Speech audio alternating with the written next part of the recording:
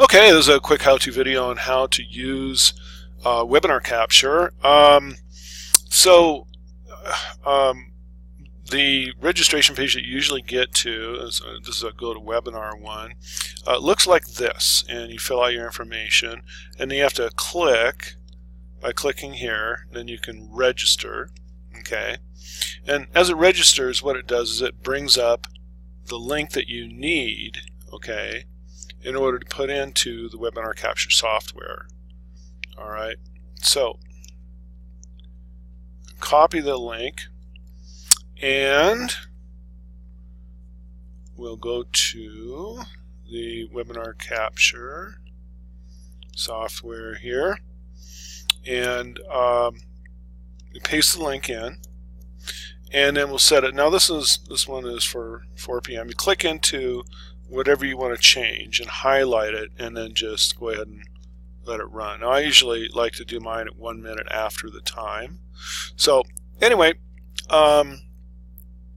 you set the date, set the time, okay, set the AM PM. If you need to change it, you just click into it and then type in what you need. I always set mine for 2 hours, okay, because a lot of webinars go over, and you'll be able to fast forward through whatever you want, and stop it whenever you want. So it doesn't matter. You might as well do the max amount. Now, could you go longer than 2 hours? Yes, you can.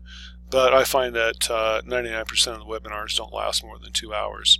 After you've got the link, your time set, and your duration set, you just simply click Add and then Record. And it will then go ahead and launch the system as soon as the webinar comes on.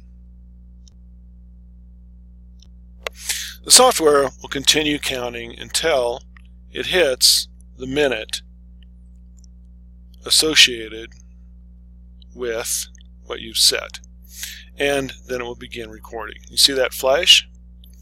It said recording, and then it begins its process. So it will set up a record screen, and then it will begin launching the GoToWebinar app. Okay, and this is what it looks like as it's launching that app.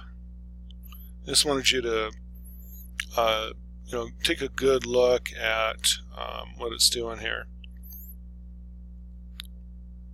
So it'll show the GoToWebinar opener on the lower left,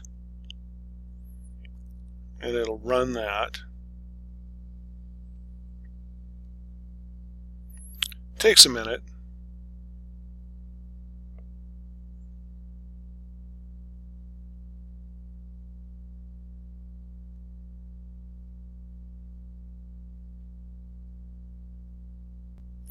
As it launches the GoToWebinar app,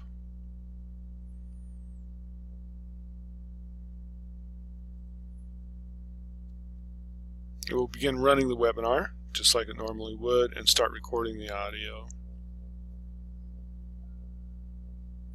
And there you go.